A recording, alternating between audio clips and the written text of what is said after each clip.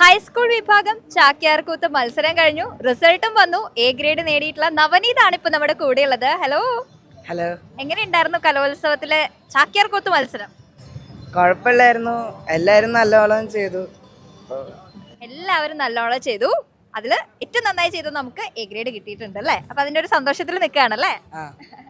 മുൻപ് മത്സരത്തിൽ പങ്കെടുക്കാറുണ്ടോ? കലോത്സവത്തിൽ പങ്കെടുക്കാറുണ്ടോ?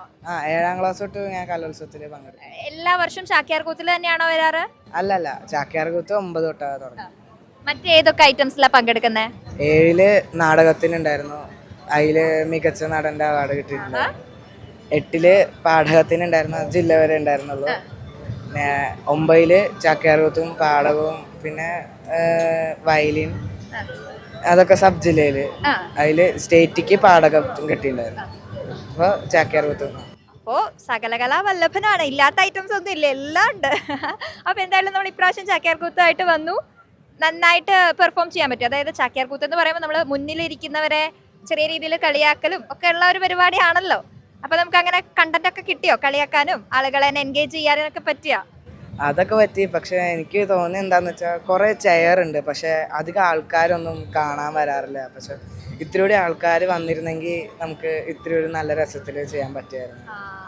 അത് ശരിയാണ് കേട്ടോ. മത്സരിക്കുന്ന എല്ലാവർക്കും, അല്ലെങ്കിൽ മത്സരം എന്നല്ല, വേദിയിൽ നിന്ന് ഒരു പെർഫോം ചെയ്യുന്ന ആർക്കാണെങ്കിലും, അത് ജസ്റ്റ് ഒന്ന് പ്രസംഗിക്കുന്നവർക്കാണെങ്കിലും മുന്നിലെ കസാരകൾ ഒഴിഞ്ഞു കേൾക്കുമ്പോൾ ഒരു വിഷമാണല്ലേ.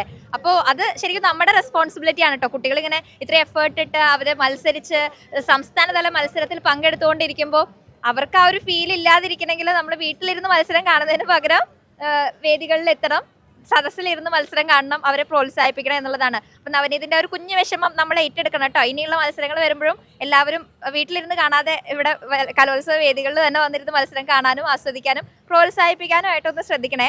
അപ്പം എന്തായാലും നമുക്ക് ചാക്യാർകൂത്തിന്റെ കുറച്ചൊരു ചെറിയൊരു പോർഷൻ ഞങ്ങൾക്ക് ഒന്ന് പറയാൻ പറ്റുമോ? ബുദ്ധിമുട്ടുണ്ടോ?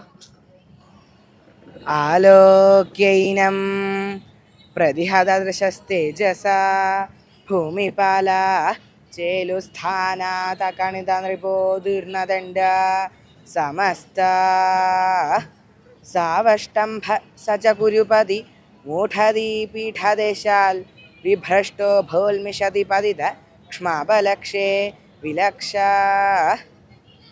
ഇത് ആരാ പഠിപ്പിച്ചു തരണേ? പൈങ്കുളം നാരായണ ചാക്യാർ. ഫേമസ് ആയിട്ടുള്ള ഗുരുവാണല്ലേ.